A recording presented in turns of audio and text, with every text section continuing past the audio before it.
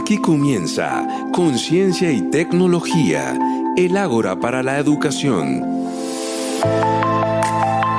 Un espacio para el arte, el saber y el conocimiento. Bienvenidos.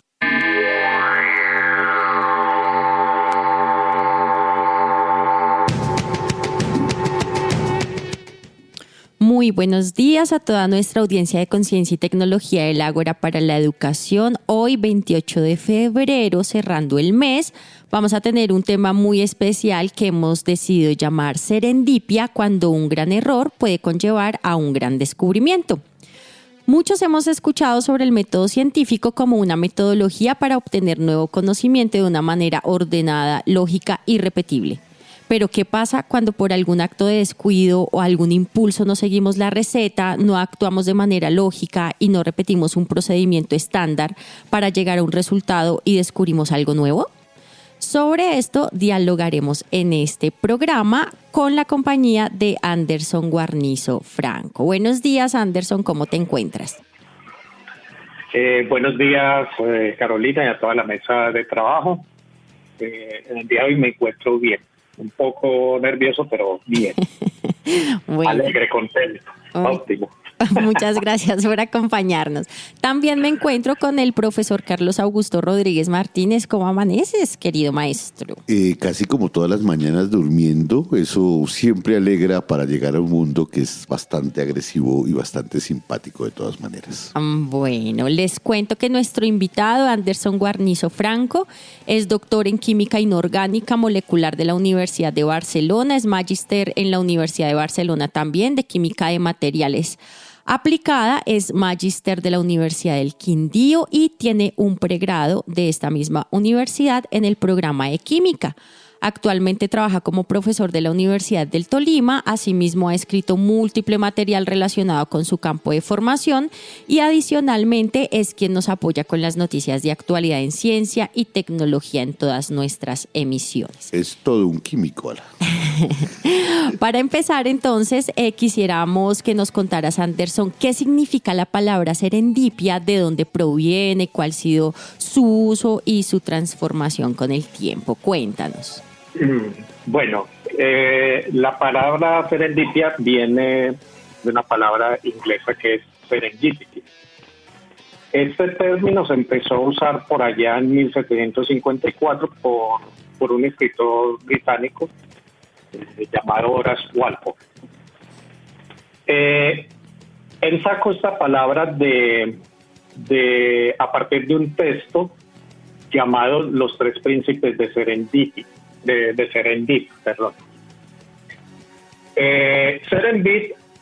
Serendip hace referencia al nombre antiguo de Sri Lanka. Entonces, en la historia de estos dos cuentos, resultaba que habían unos príncipes que resolvían problemas y hacían descubrimientos, no porque lo buscaran intencionalmente, sino que por coincidencias afortunadas, y pues ellos tenían la suficiente sabiduría y sagacidad como para darse cuenta de que habían descubierto algo nuevo. Este término se empezó a usar en el mundo de las ciencias, si mal no recuerdo, por allá en los 90, y se refiere a descubrimientos inesperados, pero afortunados, que ocurren cuando se está buscando otra cosa. Hoy en día, pues en el mundo empresarial, se utiliza el término spin-off, que son productos derivados del producto principal. Entonces, en el caso de la ciencia se han logrado muchos avances y muchos descubrimientos por obra y gracia de la serendipia, por una feliz coincidencia, podríamos decir. Anderson, ahí hay una cantidad de elementos que de alguna manera uno tiene o que normalmente se piensa que la ciencia es una cosa lógica, rigurosa, secuencial y demás, y sin embargo podríamos imaginar alguna relación con la sorpresa y con el azar, que justamente sería el campo en el que tú acabas de, contextualizar el origen. No necesariamente cuando buscamos algo encontramos ese algo. Eso no solamente pasa en la ciencia, sino pasa fundamentalmente también en la vida. ¿Qué tanto, digamos, el canon normal de la ciencia y del laboratorio ha aceptado, recibido y pensado con seriedad estas condiciones, déjeme decirlo así, entre comillas, de azar en la búsqueda de la comprensión de la naturaleza y en la búsqueda de la elaboración técnica del mundo? En el mundo de la ciencia, como te digo, por allá desde los 90, pues se acepta que exista este elemento. Sin embargo, como tal, no es un método dentro de la ciencia. Cada descubrimiento, así sea intencionado o no, requiere pasar por los elementos rigurosos del método científico. Es decir, que hay que probarlo y finalmente buscar que sea algo validado por toda la comunidad. Sin embargo, como lo podemos ver en numerosos casos, este elemento fortuito ha fortalecido la ciencia.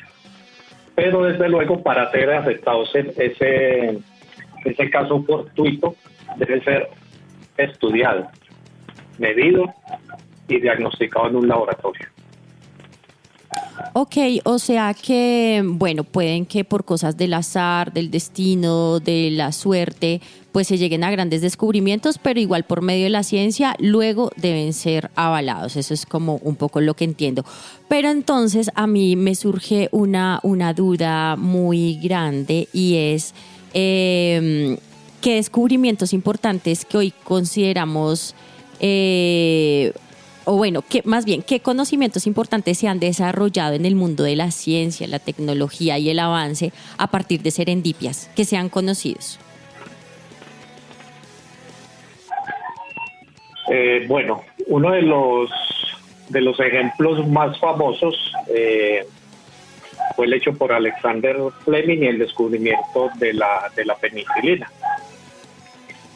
Él se encontraba haciendo cultivos de bacterias y por un descuido pues se le contaminó la muestra donde crecían estas bacterias y se les contaminó con un modo que se le llama penicilio. Penicilio es muy común en el ambiente y son este tipo de hongos que forman esas manchas negras donde hay humedad. Pues a este científico le pasó pues que estos comenzaron a crecer dentro donde tenía el cultivo bacteriano y donde crecía este moho se generaba un espacio donde la bacteria no crecía. Entonces, debido a que él tenía conocimiento en el área, él se pudo dar cuenta de que era algo que no se esperaba y era algo insospechado. Entonces, a partir de este momento, pues con investigaciones subsecuentes, se demostró pues que había una sustancia que impedía que esos microorganismos se desarrollaran y esta fue la penicilina. Anderson, sí. Anderson, ahí hay una cantidad de asuntos que tú mencionas con Fleming, porque indudablemente creo que el surgimiento de la penicilina es casi una bisagra en el cuidado de la salud y en el cuidado humano. Pero tú acabas de mencionar otra cosa y es que Fleming era un científico que efectivamente estaba haciendo un trabajo de laboratorio, un trabajo de investigación, de observación cuidadosa y que poseía un conocimiento. Es decir, la serendipia no es la ausencia del rigor que hace la ciencia, sino más bien una variación dentro del proceso y por supuesto a todos nos pueden acontecer cosas, pero no las vemos o no las notamos porque no tenemos la cabeza organizada para observar eso. O sea, no es un asunto tan azaroso como acabamos de imaginar, sino más bien un asunto que parte de algo que no se había imaginado o se había preveído dentro del proceso de laboratorio, lo cual me llama muchísimo la atención y es entender que este proceso dentro de la ciencia presupone también el rigor de la ciencia misma en la observación y el conocimiento. ¿Cómo lo piensas tú ahí? Es correcto. El término por eso no se le llama como suerte, o aquí en colombiano hice eso por chepa, ¿no? Hay que tener una mente preparada para encontrar las fluctuaciones en la regularidad, en algo que es típicamente un resultado que se espera. Por alguna razón no sale el resultado esperado. Si usted no tiene una mente preparada, usted no se da cuenta cuál fue el paso determinante que varió ese resultado. Por ejemplo, en la cocina, pues tú tienes una receta para hacer un pastel, bien, y en un momento te descuidaste y en lugar de echarle levadura o bicarbonato, le pones sal al pastel. Y al final, cuando preparas el pastel, pues te das cuenta que te quedó con un sabor diferente y el sabor con el que quedó se acentúa mucho más y finalmente el pastel es más sabroso.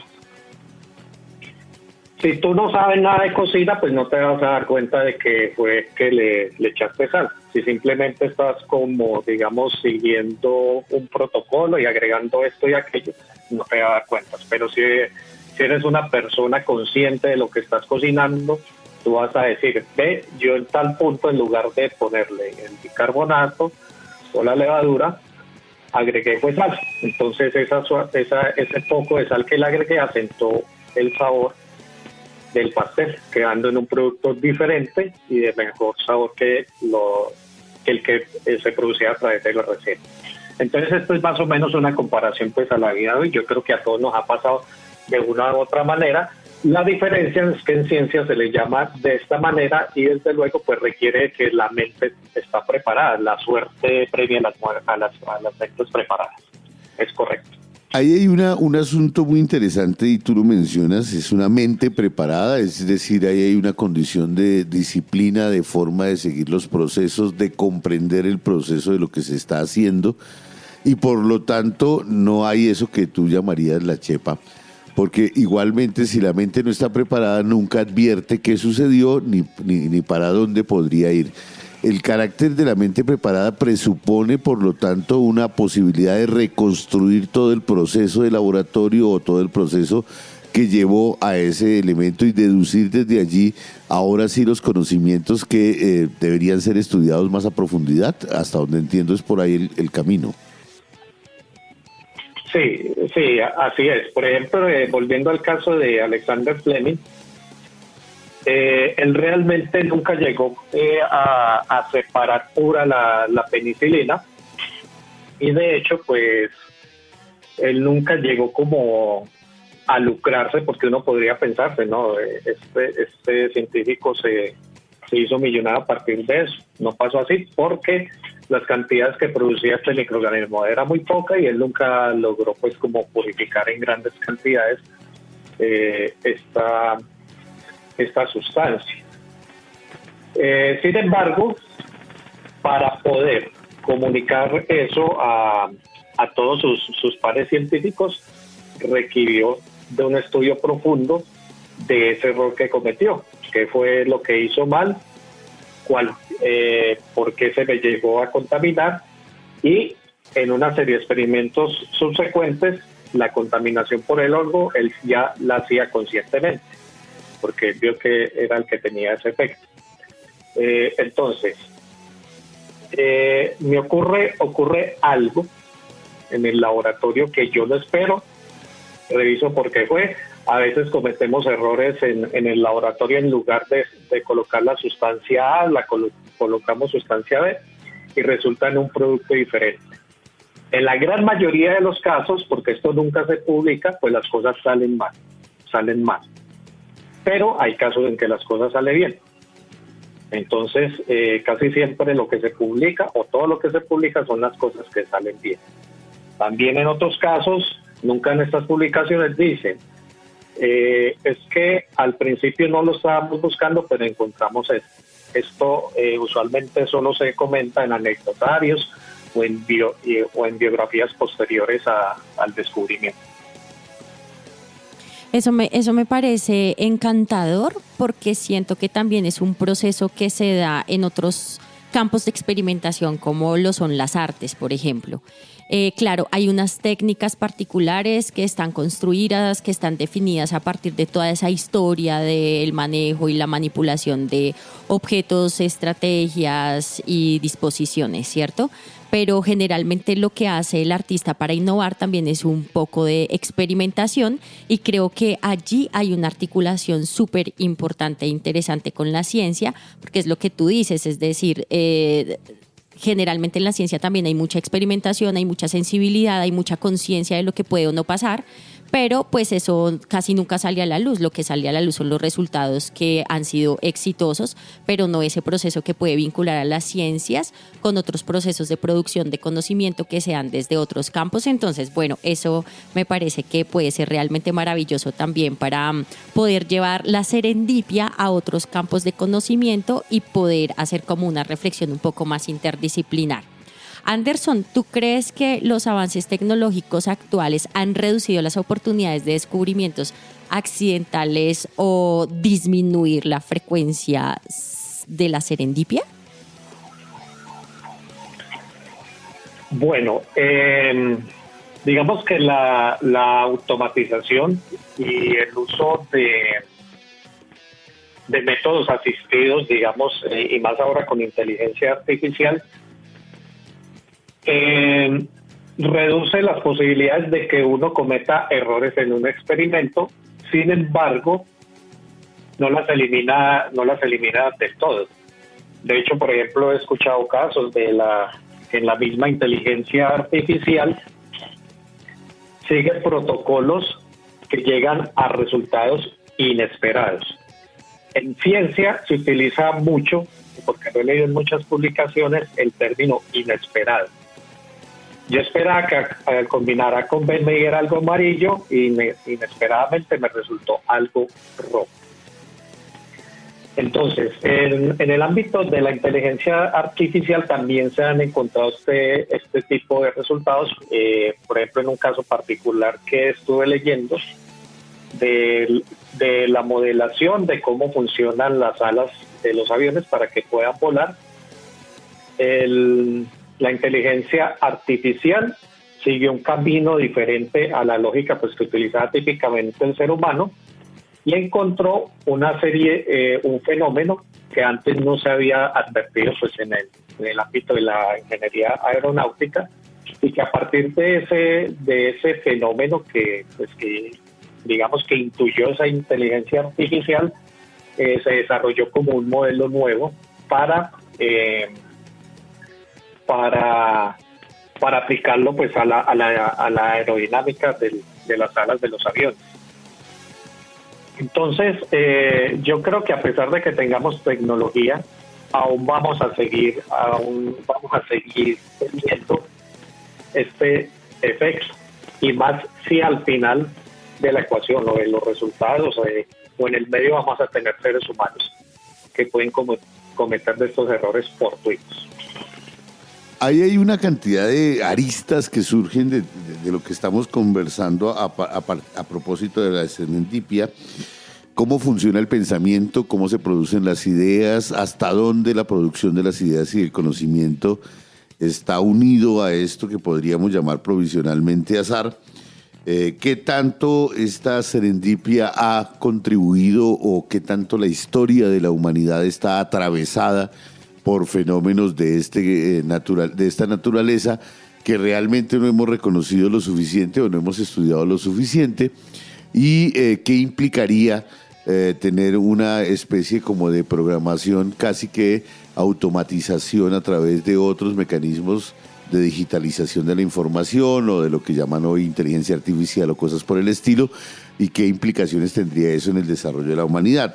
Eso lo vamos a discutir un poco más adelante con nuestro invitado especial hoy, Anderson Guarnizo, desde la Universidad del Tolima, pero ahora vamos a una pausa musical y ya volvemos a Conciencia y Tecnología, el Ágora para la Educación.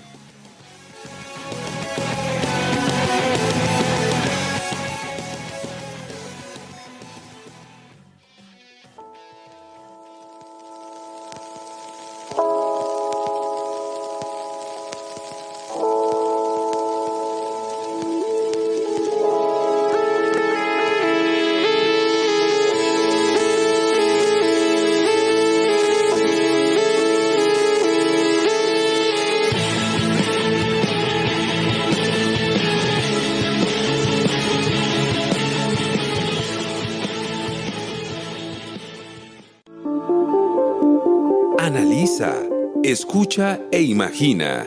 En Conciencia y Tecnología, el Ágora para la Educación. Un programa de la Facultad de Ciencia y Tecnología. Conéctate todos los viernes a las 9 de la mañana y los miércoles a las 5 p.m.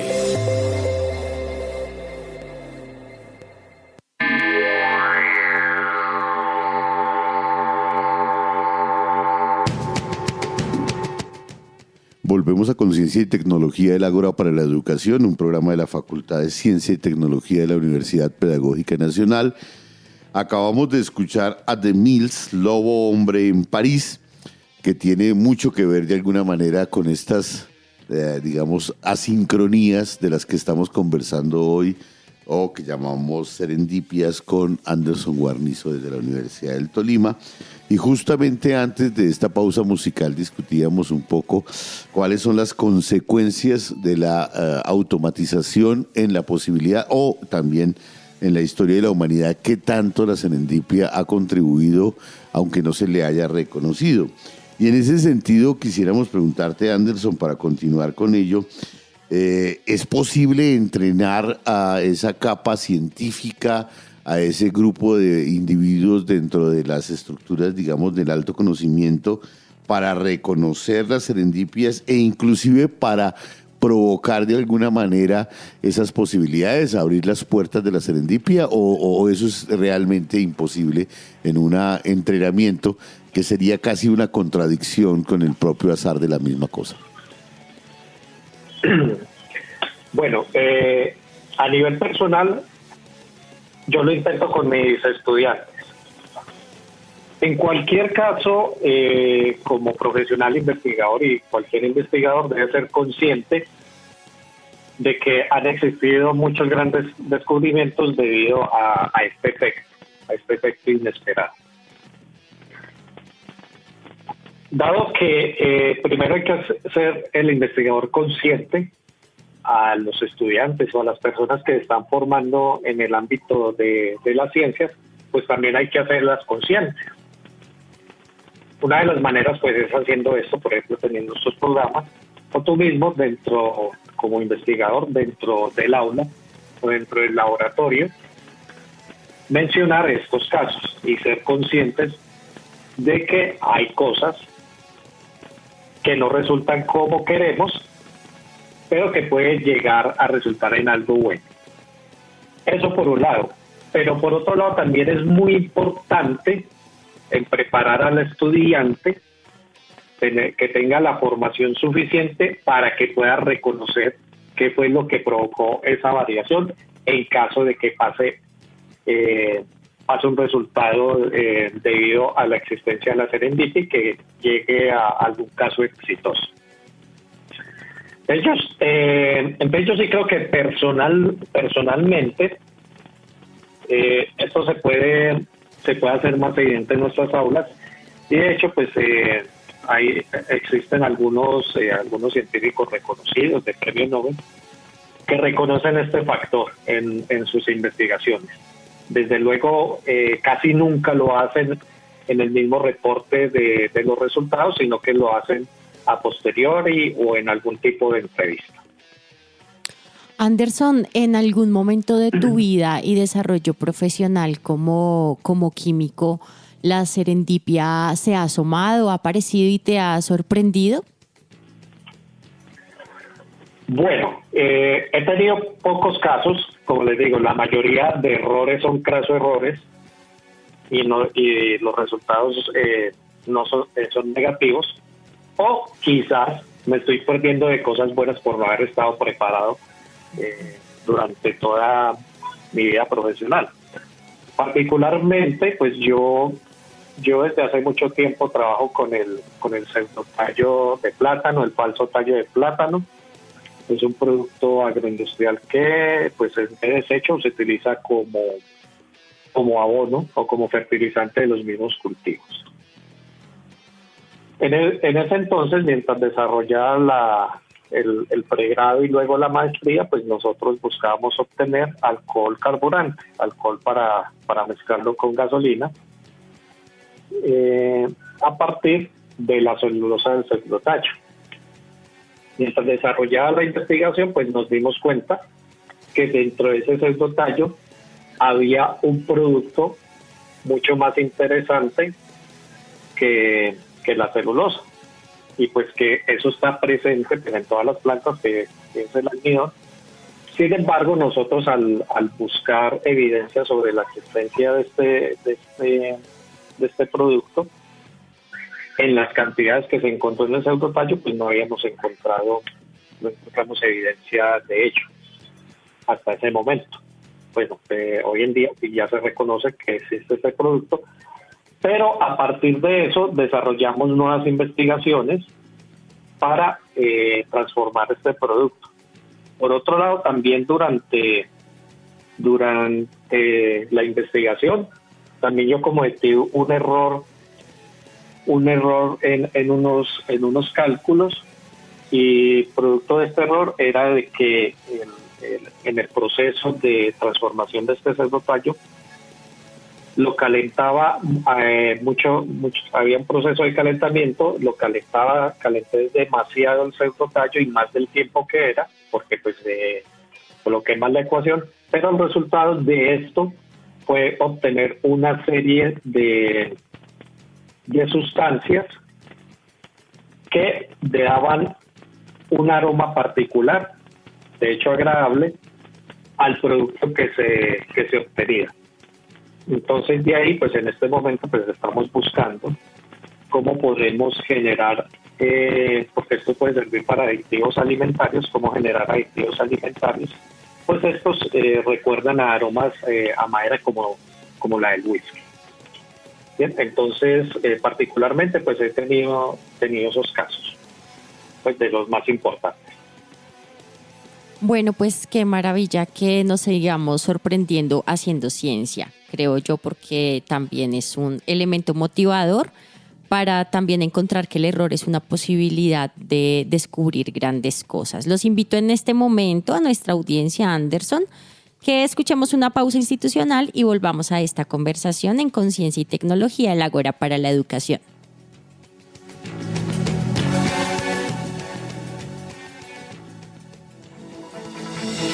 Escuchas La Pedagógica Radio, transmitiendo desde Bogotá, emisora virtual de carácter educativo y cultural de la Universidad Pedagógica Nacional, educadora de educadores.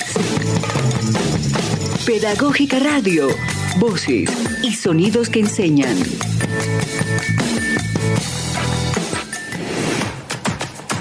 En Colombia, tenemos miles de historias por contar, cientos de territorios por descubrir, y en la Universidad Pedagógica Nacional, esas historias y territorios están presentes en los sueños y voces de los jóvenes que se forman para ser maestros y maestras de un país con equidad, paz y justicia social. Soy Sandra Durán Chape, profesora de la Universidad Pedagógica, y quiero enviar un saludo muy especial a la emisora Pedagógica Radio. Esta emisora ha sido fundamental para la formación de estudiantes porque ha ido a lo rural, a lo urbano para pensar esa mediación, pero también para la práctica. La formación de maestros ha estado articulada con la emisora y por supuesto para la investigación, porque desde aquí hemos podido divulgar los resultados y los procesos investigativos. Un abrazo enorme para este gran equipo de trabajo que conforma nuestra emisora Pedagógica Radio.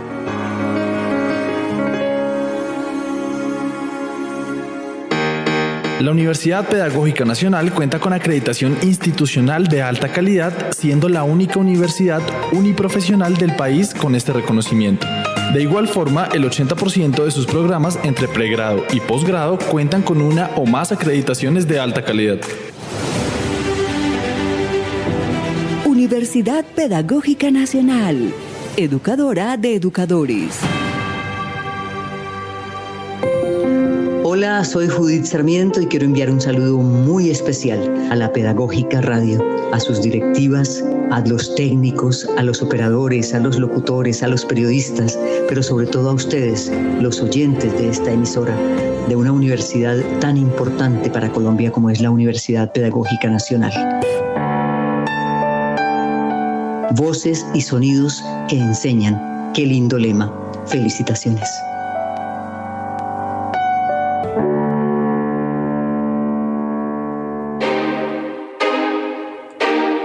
¿Has sentido el impacto del cambio climático en Colombia? Nuestra tierra enfrenta desafíos ambientales cada vez más graves, incluyendo el riesgo de desabastecimiento de energía. Pero hay esperanza en nuestras manos. Cada uno de nosotros puede marcar la diferencia. Es momento de tomar medidas para conservar nuestra energía y proteger nuestro planeta. Apaga las luces al salir de una habitación, desconecta los electrodomésticos que no estés usando y opta por fuentes de energía renovables siempre que sea posible. Cada pequeño gesto cuenta. Recuerda, cuidar nuestro planeta es responsabilidad de todos. Un mensaje de conciencia ambiental de la Red de Radio Universitaria de Colombia.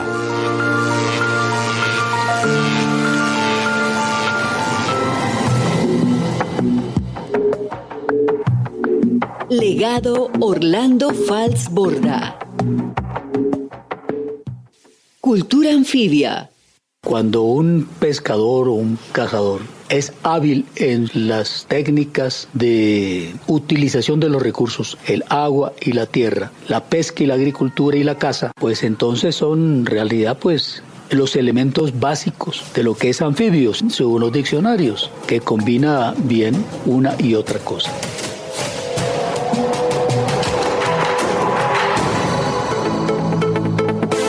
Estás escuchando Conciencia y Tecnología, el Ágora para la Educación.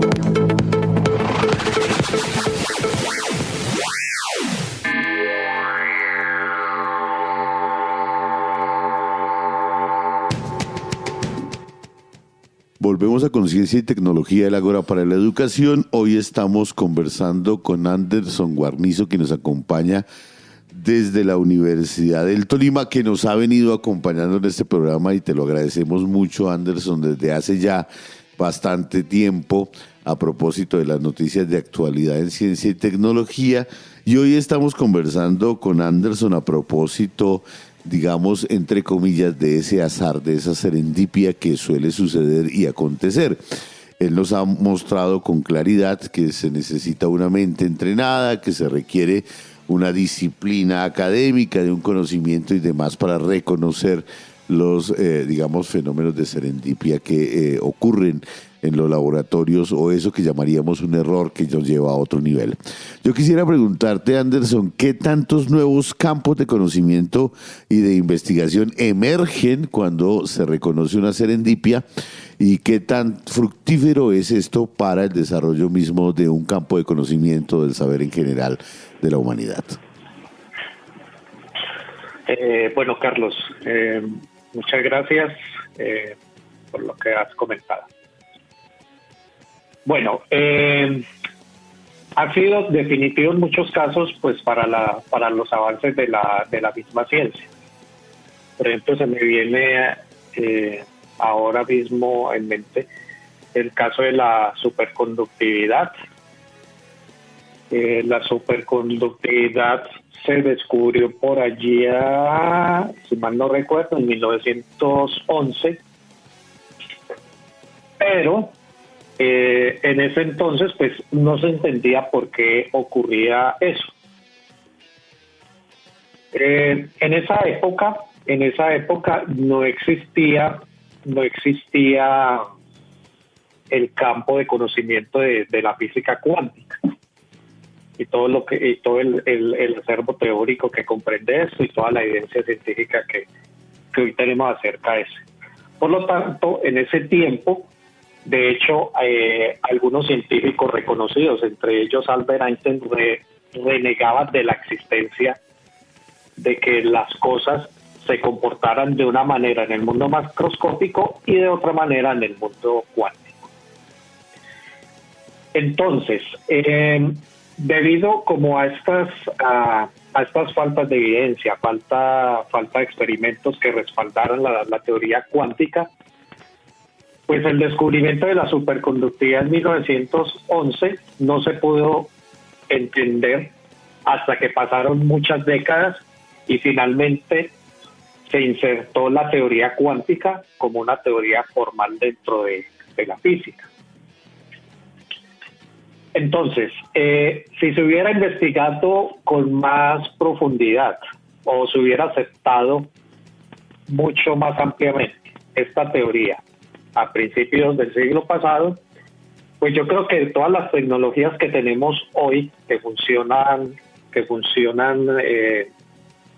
como los semiconductores, todas estas pantallas LED, etcétera, etcétera, y todos estos dispositivos de los que hoy gozamos, tal vez hubieran llegado mucho más antes. Y si se hubiera comprendido el fenómeno de la superconductividad, que de pronto para los que nos escuchan y no sepan qué es poder conducir electricidad, por ejemplo, sin que haya pérdida de energía. Los conductores de hoy, como el cobre, el oro, los metales, conducen electricidad, pero ellos pierden energía y esta pérdida de energía no las cobran en la factura de la luz. Entonces, si tenemos un material que conduce la electricidad y no hay pérdidas de energía, pues nos ahorramos ese dinero.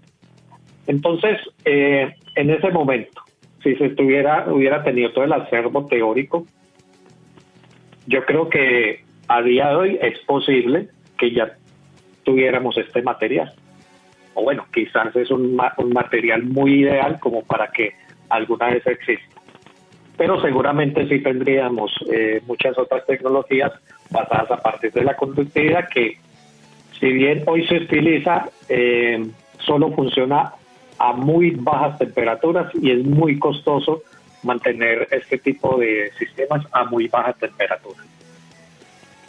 Qué interesante eso y muchas gracias por la aclaración, porque yo no tenía completamente claro qué significaba ese término.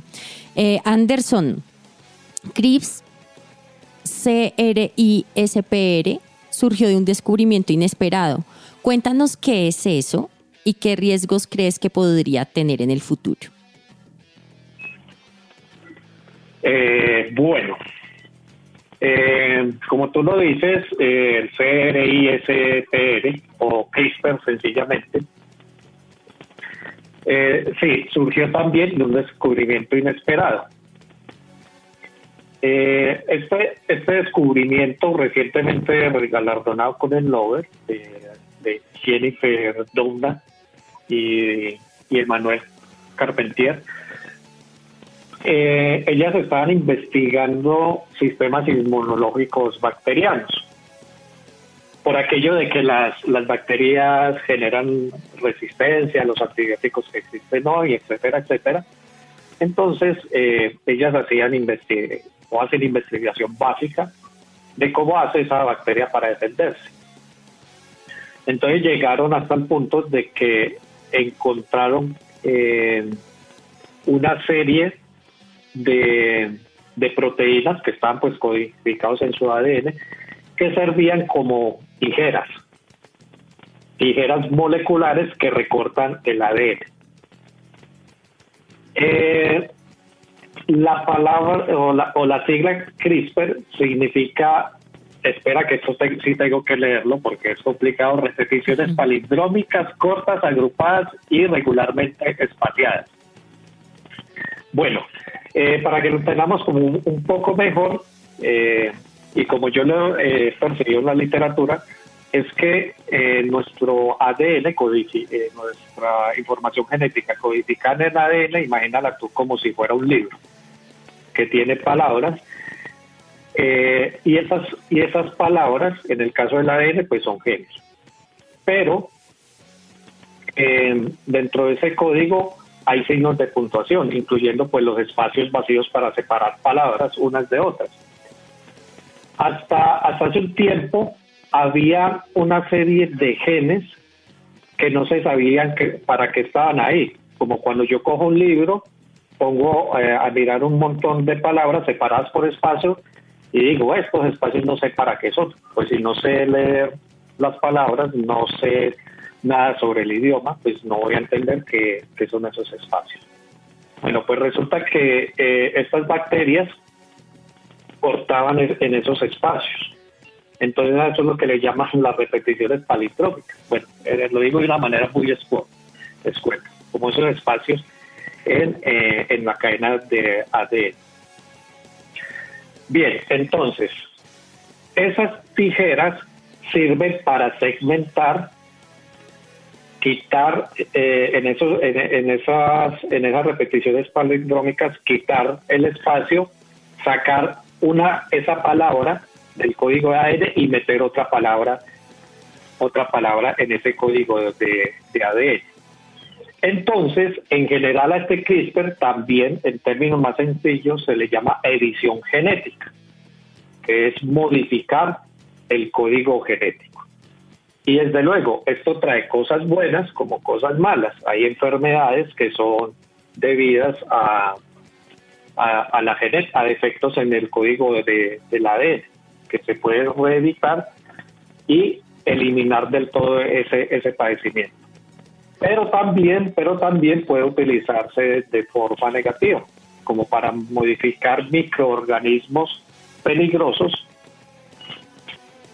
como se supone que fue el COVID-19, modificar microorganismos para hacerlos más virulentos o para atacar una población específica. Bien, entonces esos serían como los peligros. Pero usualmente pues esto es otro tema que se puede tratar en otra emisión sobre la ética a la hora de uno hacer ciencia. Ahí hay una cosa, Anderson, muy interesante en lo que tú nos acabas de exponer de los CRISPR, que casi que uno piensa con la analogía de la gramática del lenguaje, es decir, la gramática un poco de la vida, a donde hoy estamos abordados en la investigación científica de punta, que significaría entender cómo con una estructura básica podemos tener una infinita variabilidad, pero también podríamos direccionar un poco el camino hacia unos niveles que podrían, como tú dices, ser un poco bastante peligrosos. La industria farmacéutica y química mundial y la industria militar mundial tendrían bastante goce en poder generar una cierta variabilidad de la estructura, por ejemplo, de la viruela para poder atacar poblaciones en específico o variar o dirigir el movimiento de la vida hacia unos u otros lugares.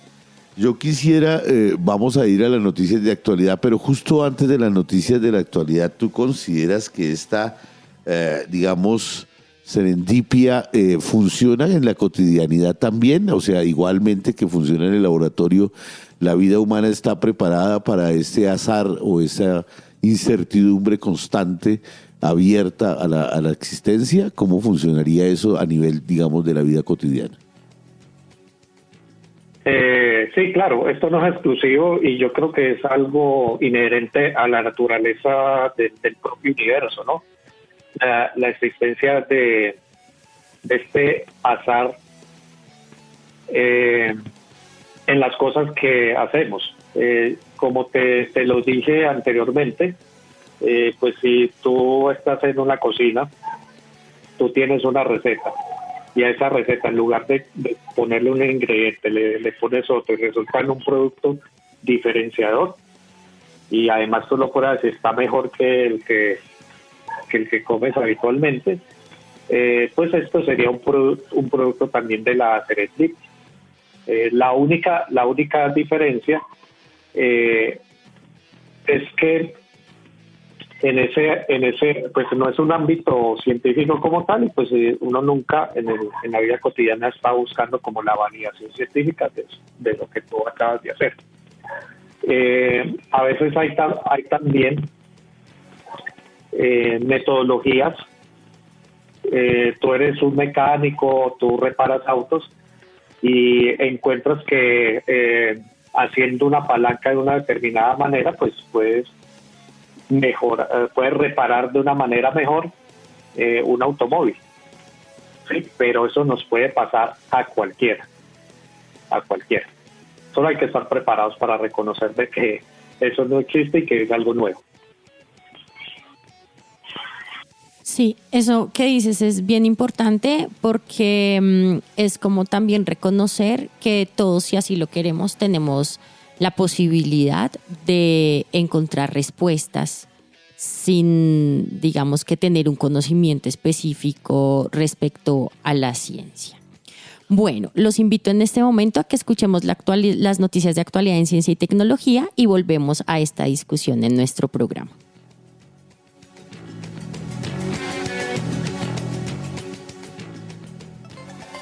En Conciencia y Tecnología, las noticias de actualidad. Imagina que diagnostican a tu pequeña hija o hijo con un cáncer que no tiene cura. ¿Qué estás diciendo? ¿Qué acabas de decir, anciano? Pero la única opción es someterse a un tratamiento que aún está en fase experimental. ¿Usted qué haría? ¿Usted qué haría? Hola, bienvenidos a esta cápsula informativa de Cancerosa Actualidad en Ciencia y Tecnología. A darle átomos. En el 2006, una niña de solo 4 años enfrentaba un pronóstico devastador. Un cáncer agresivo llamado neuroblastoma, que amenazaba su vida y los tratamientos convencionales habían fallado. ¡El diablo! Sus médicos decidieron probar un tratamiento que se encontraba en fase experimental, una terapia con células inmunitarias modificadas, conocidas como CAR-T. El resultado de esta arriesgada decisión es alentador. La niña ahora es una mujer sana de 23 años. Lo más impactante de esta noticia es que, aunque se esperaba extender por un periodo corto la vida de la paciente, resulta que el cáncer llevaba ya 19 años de remisión.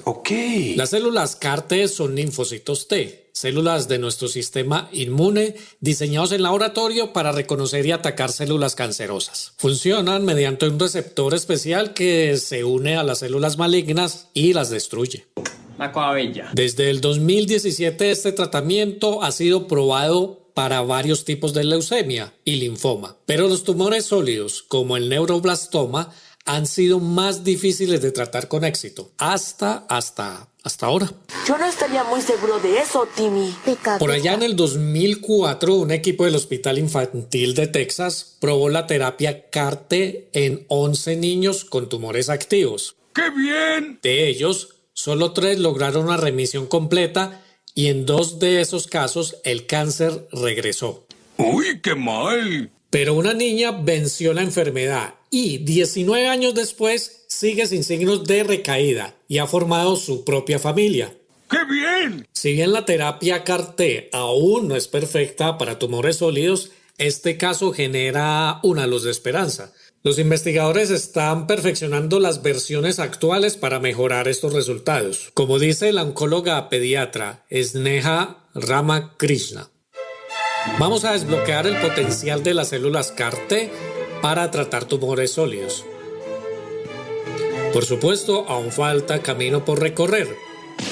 El viejo está haciendo cosas lindas. No está claro si la terapia fue la única responsable de la curación o si el cáncer ya estaba debilitado por otros tratamientos. No obstante, los científicos creen que tratar a niños con niveles bajos de la enfermedad podría aumentar las probabilidades de éxito. Es una interpretación 100%.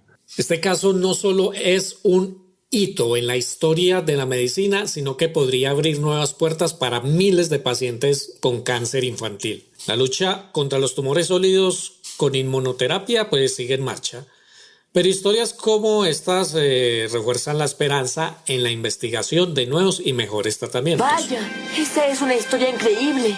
Esto es todo por hoy. Un saludo a todos los Mortis de la ciencia. Chau, chau. No rompe el ciclo, Morty. Sé mejor. Enfócate en la ciencia.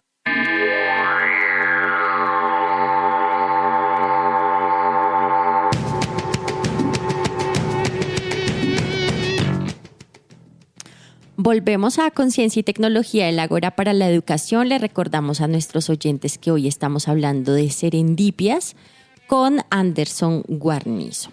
Anderson, para terminar el programa, ¿cómo crees que la interdisciplinariedad aporta al desarrollo de la ciencia y de una u otra forma a que sigan apareciendo estas serendipias que sorprenden y aportan? Yo creo que es algo fundamental y básico. Algo importante que hay que reconocer en el mundo de hoy es que pues cada disciplina pues tiene su rango de acción, su área de acción.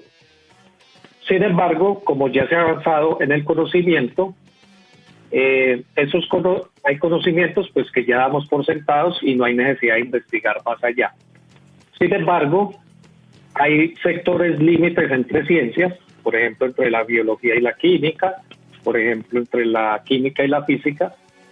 Hay muchas zonas grises o que no son inexploradas porque pues no pertenecen ni a un área ni a la otra. Entonces, allí es donde es importante la interdisciplinariedad. Es decir, los descubrimientos que se vienen ahora ocurren en esa área. Por ejemplo, el que hablamos ahora de CRISPR ocurre en un área entre la química y la biología, que se llama biología molecular.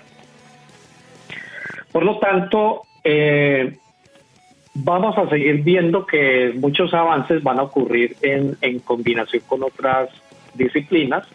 Hoy en día pues tenemos, por ejemplo, también la nanotecnología, que también es una área que involucra otras áreas del conocimiento, que incluye biología, que incluye ingeniería, que incluye la física, para entender fenómenos a esa pequeña escala. Uh-huh.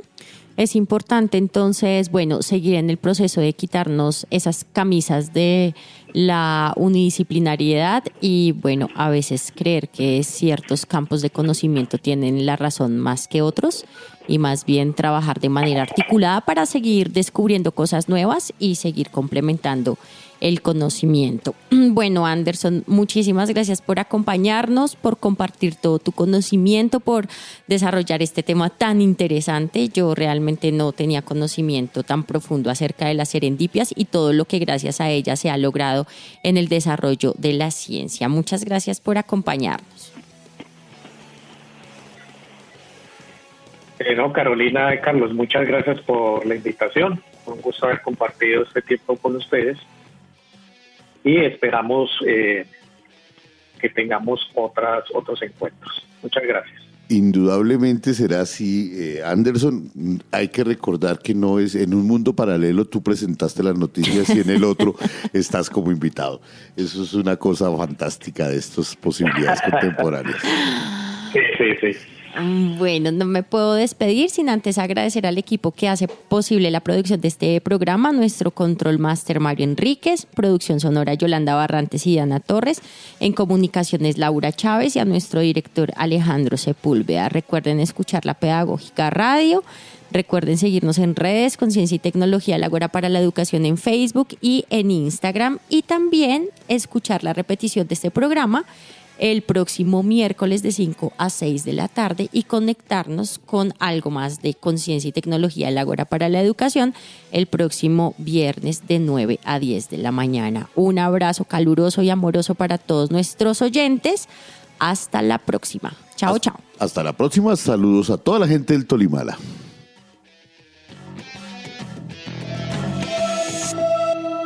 Hasta aquí Conciencia y Tecnología. Síganos en Instagram, Twitter y Facebook como @concitecupn.